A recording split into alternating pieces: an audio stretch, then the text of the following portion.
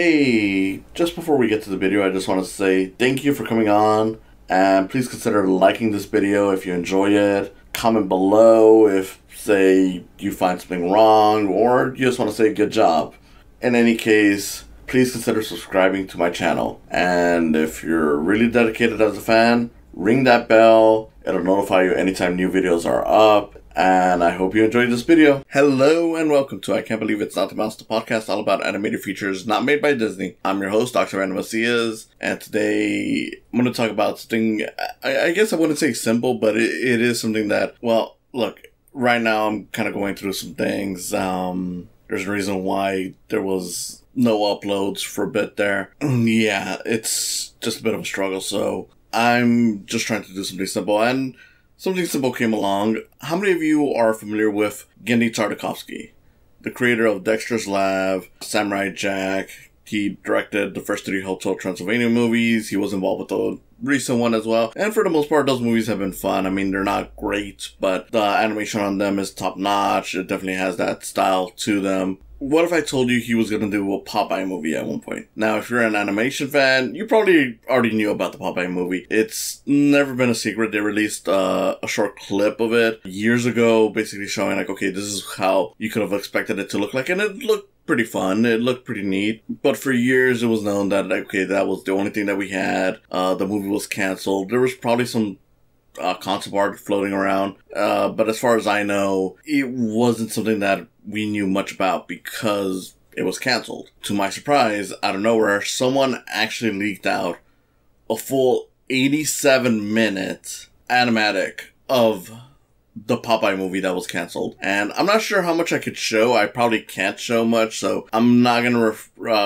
go, showing a bunch of clips, but I'll see if anything, gets put up that doesn't create issues. I might put some things here and there. Of course, I won't put the full thing up, but yeah, so that was pretty amazing. And yeah, I sat down, I watched it, and yeah, we lost out on a pretty great movie. For most of you, you probably know Popeye as the guy who eats spinach, gets strong, beats up the bad guy Bluto, and gets the girl Olive Oyl. And while that is generally the main idea, I know that Popeye did have his start in the comics. In fact, Popeye wasn't even the character that originally started it. I know it started as Thimble Theater or something like that. And then eventually Popeye joined in and basically he took over. For the most part, I don't have too much knowledge on the comics, so I'm not gonna pretend that I do. I just know, bits here and there. And for the most part, this movie is mostly taking inspiration from the shorts, from what I can tell. It does seem to have some stuff from the comics. At least I don't remember the character of the Sea Hag being prominent or even appearing at all in the shorts. If she did, I completely forgot. It's been years since I've even watched a lot of Popeye shorts. Most of the ones that I've watched as of late are pretty much like the Sinbad one, like the longer ones. But yeah, so you had that. The father, which I remember, like, okay, he did pop up every now and then, but, I guess he was more of a comic book character. And I know you see, like, Olive Oyl's family, which I'm not sure if they're lifted straight from the comics or if they were originally made for this, because I know she does have a family in the comics. In the shorts, I don't remember seeing them if they ever appeared. So it definitely has its things here and there. For the most part, this is an origin story of Popeye, which I do think is kind of I wouldn't say like a full-on issue, but it does create some stuff where I'm like, I'm not too fond of that. Like, for the most part, Popeye being an orphan, don't really care about that. If being the driving force of the movie where he's trying to find his father, again, fine with that. It's cute. Meeting Olive Oyl for the first time and then slowly, getting to know each other and love each other, that's fine. Bluto essentially being like the Gaston of the story,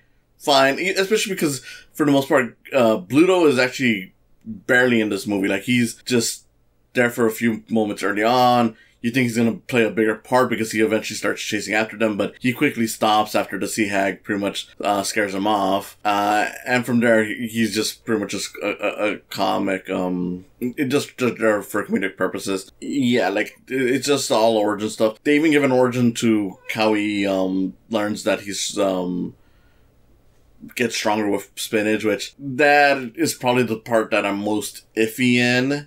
Just because they pretty much create this whole thing where it's like, oh, it's because of like some kind of magic when when him and his father screwed over the sea witch, that resulted in the spinach being imbued with this power to give Popeye specifically like super strength and stuff like that, which I'm like, I mean, I get why you would do that, but at the same time, I kind of like the stuff with the original shorts where it's just that spinach is just like that, because originally it was just to promote spinach, because it was believed that there were, you know, it was stuff that would make you strong, so of course they made it cartoonishly super powered when it came to the shorts, but it turned out that wasn't true, so they were just promoting a lie, but, you know, whatever, you do what you gotta do. On that front, I'm just like, I don't know, I kind of prefer that than, you know, giving an explanation on why Popeye specifically gets stronger, but I don't know, I don't know how other people would feel like if other people found a way to solve it, because I know that with this being a leak, it's gonna be taken down in a lot of places. I'm not gonna say whether or not I saved a copy of it, but I will say that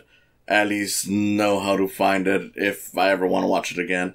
It's an origin story, and with that, not sure if everyone's gonna like it, or if everyone would have liked it, but I think it's for the most part fine.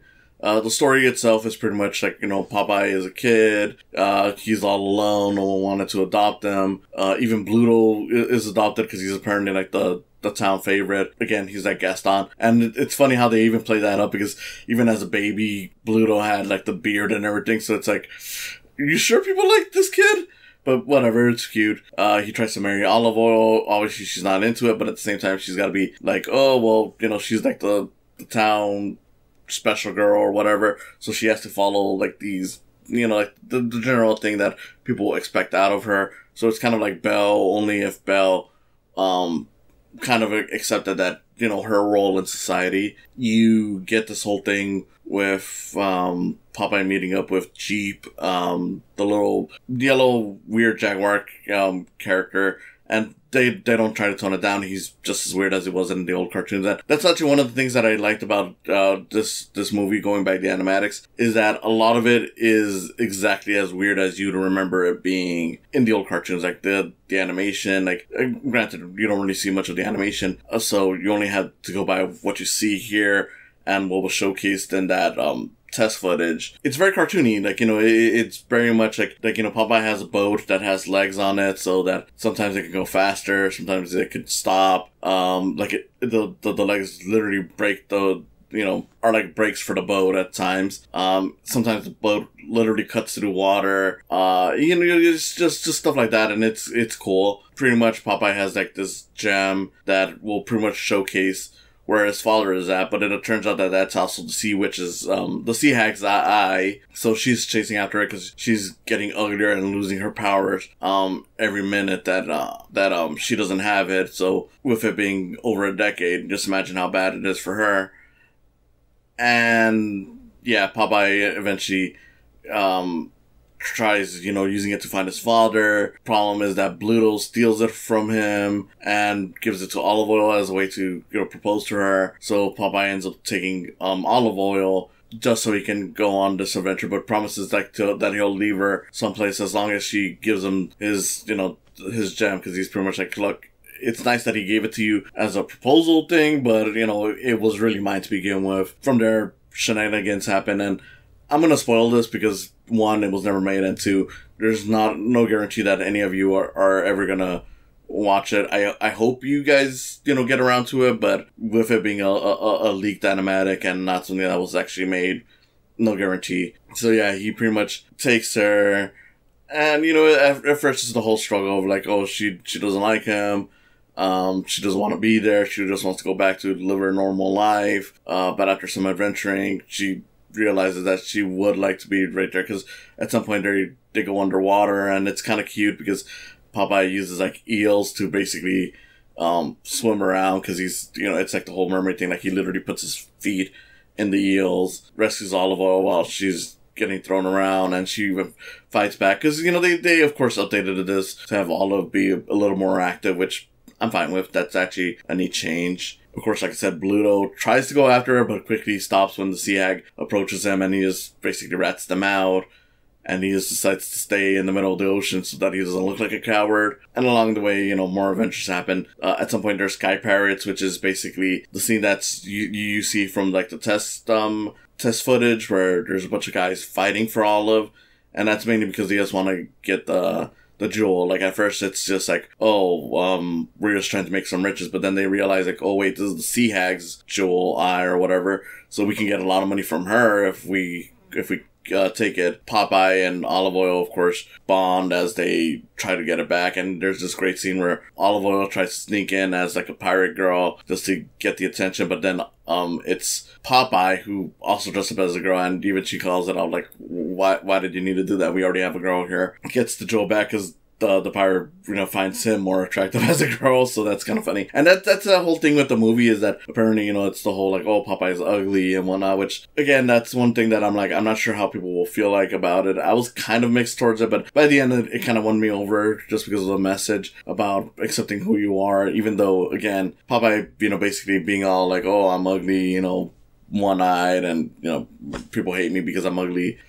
I don't know, not a thing that everyone's gonna like, but, you know, I thought it was fine for how they handled it. So, of course, they bond. They eventually do find the place where the father is supposed to be at, but twist upon twist, the Sea Hag is there waiting for them after, you know, getting some information, and she takes the jewel. Popeye is able to get it back out, but quickly realizes that, okay, so it took me to that place, my father wasn't there, so clearly I'm alone, and everything's bad, and it's the whole breakup scene, and yeah, it's generic, but at the same time it works, because it's like, look, he just kind of found out the worst news possible, and just got reminded of how lonely he is. I understand that that's no excuse for him to do something stupid, but at the same time, you have to understand that when people don't, fully understand of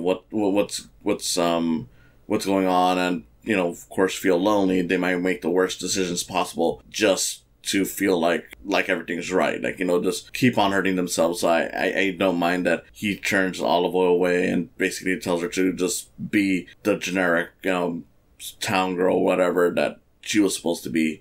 Even though by that point, Olive, of course, doesn't want to be that anymore. She wants to adventure with Popeye. So, you know, things happen. Eventually, Popeye comes to his senses, decides to go rescue Olive in the town, while Bluto is, you know, being a coward. Which I do like that instead of waiting for Popeye to show up to stop the wedding, Olive eventually is like, you know what, no, I'm going to stand up for myself. I don't care, you know, if Popeye's here or not.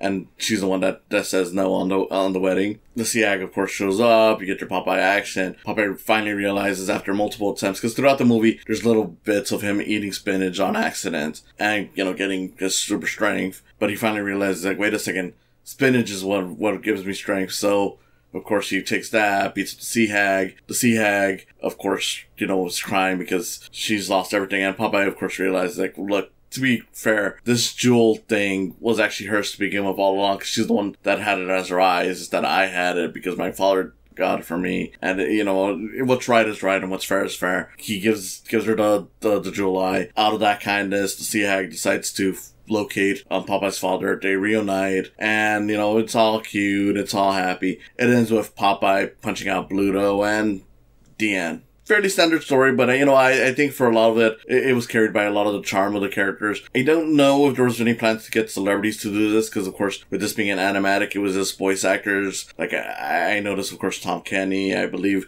Greg Griffin was Olive Oil. I could be wrong, but I did hear her a few times, I'm pretty sure. And, you know, it was just stuff like that where you'd hear different people. I think Genny Tartakovsky did a few voices, but I'm not entirely sure. With this being a leak, it's not like they were even credited. But it is a very neat movie, and it's one that I'm like, I wish they had done this. I know the common thing that people say is that it's the Emoji Movie that screwed us over. I don't know if that's entirely true, just because, at least from what I've heard, it was more of a rights issue with the estate than it was with them trying to rush out the Emoji Movie. Them rushing it out was a result of this being canceled, but I'm not entirely sure, to be quite honest, if that's true or not. But regardless of whether or not it was because of the estate that wanted the rights back, or if it was the Emoji Movie that really screwed it over, we lost out on something special. It kind of reminds me of something like Moana, only I think this was a little bit more fun because it was more like a classic cartoon. And I get it. Some of the emotional stuff in Moana might appeal more to a lot of other people. I like that stuff in Moana, but I just feel like it's always nice to see this classic stuff come back in one way or another, and it at least in that regard made it feel like more of an adventure focused movie. So I don't know. I thought, if we had gotten it complete, it would have been nice to see if it would have been the better movie or not. I don't want to fully say it right now, just because, aside from some minor issues, there is some pop culture references here, but none of it really hurts it. I mean, I know this was from the test footage where Olive says it's raining men because all the sky pirates are coming down, and I thought that was fine. But then there's stuff like characters mentioning like McDonald's in terms of locations, and I'm like, I mean, it's not the worst, but it's also not something that I would really be proud of. Point being is that, I don't know, I thought the movie worked out fine. The reason why I don't want to fully judge it on whether or not it's better than this or that, other than because, one, I'm not too big on doing the whole comparison thing. I mean, not everything's a competition. I don't know why people love obsessing over like, oh, is this one better than this movie? Like, look, unless you're specifically asking me, I don't want to think about that while I'm praising one thing. Like, I don't want to just praise one thing to shit on another thing, unless that there's a specific reason. But the other reason is that because since it is just an animatic, who knows how much of this would have been in the finished product. It could have been the finished product. It looks like, just looking at it, it feels like a finished story. But of course, you never know if along the way they might have realized, like, okay, that finished thing is not a great idea. Let's change it up a bit, or maybe some jokes here and there don't really land. I know there's a whole running thing with a fish getting eaten by a pelican, which I thought was a pretty funny gag, but sometimes the dialogue on that was kind of annoying. But for the most part, that's my general thing, is like, with this not being a finished movie, who knows how much of it would have been exactly as we saw it here. But for what it's worth, definitely a fun time. If you can find it somewhere, give it a watch. If you're anyone I know and ask me to show it to you, I mean, I'll try to find it, but, I'll likely find it, but, you never know.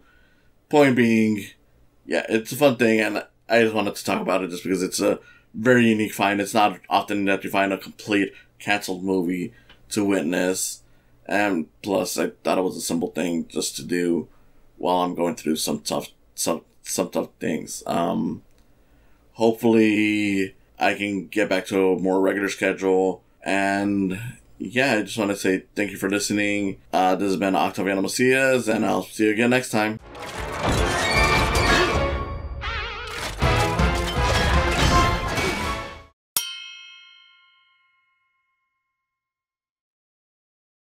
Thank you for coming on and listening to me today. If you enjoyed it, you can always subscribe to my YouTube channel. You can follow my podcast. It's on Podbean, Spotify, or Apple Podcasts. And if you want to support me even more, there's always the option of Patreon.